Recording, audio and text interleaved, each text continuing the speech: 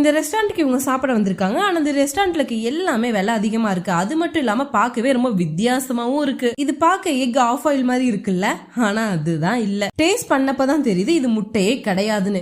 மாம்பழமும் தேங்காய் பாலும் சேர்த்து செஞ்சிருக்காங்க. இத விடுங்க, அடுத்ததா ஒண்ணு கொண்டு வராங்க பாருங்க. ஒரு பிளான்ட் பாட்ல சாலட்னு சொல்லி கொண்டு வந்து தராங்க. அது என்னன்னா அதுல தண்ணி ஊத்துனதுமே மேல செடி எல்லாம் முளைச்சு வருது. இவங்களுக்கு கொண்டு வந்து கொடுத்த லேடியும் ரொம்ப திமுற ஆட்டிடியூடா தான் பேசுறாங்க. இத பார்த்து கடுப்பான ஹீரோ அந்த சாப்பாடு நேரா கிச்சனுக்கு எடுத்துட்டு போய் இங்க எல்லாரும் சாப்பிடறதுக்கு வந்திருக்காங்க, உங்க மேஜிக் ஷோ எல்லாம் பாக்குறதுக்கு வரல அப்படின்னு சொல்லி கத்துறாரு. அதுக்கு அங்க இருந்த செஃப்பும் பதிலுக்கு எதுவுமே பேசாம ஒரு கறியை கொடுத்து முடிஞ்சா அதை நீ சமைச்சு காட்டு அப்படின்னு சொல்லி சேலஞ்ச் பண்றாரு. நம்ம ஹீரோ ஒரு செஃப் தான், ஆனா தெரு ஓரத்துல சமைச்சிட்டு இருக்க ஒரு செஃப். அதனால அவர் ஈஸியா அந்த சேலஞ்சை அக்செப்டும் பண்ணிக்கிறாரு. உடனே சில ஸ்பிரிங் ஆனியனை கட் பண்றாரு. அப்புறமா அதை ஆயில்ல போடுறாரு. அது வணங்குறதுக்குள்ளேயே கறி அழகா ஸ்லைஸா கட் பண்ணி நல்லா அதிக ஃப்ளேம்ல தவாயில போட்டு அந்த ஆனியனோட சில மசாலா ஆட் பண்ணி சிம்பிளா ஒரு டிஷ்ஷை டக்குன்னு ரெடி பண்ணி கொடுக்கறாரு. அடுத்ததா இந்த செஃப்புமே அவரோட ஸ்டைல்ல சின்ன சின்ன டீடைலிங்க்கும் ரொம்ப ஃபோக்கஸ் பண்ணி அந்த கறி அரை மணி நேரமா லோ ஃப்ளேம்ல வச்சு குக் பண்றாரு. இதை விட யாரும் பெஸ்டா சமைக்க முடியாதுன்னு சொல்லி ஒரு கான்பிடென்ட்டோட அதை சமைக்கிறாரு. ஹீரோ அந்த டிஷ்ஷை ஸ்மெல் பண்ணி பார்த்ததுமே அதை ஒத்துக்கிட்டு எதுவுமே பேசாம அங்க இருந்து போயிடுறாரு. அதுக்கப்புறமா அந்த செஃப்புமே ஹீரோ செஞ்சு அதை டேஸ்ட் பண்ணி பாக்குறாங்க.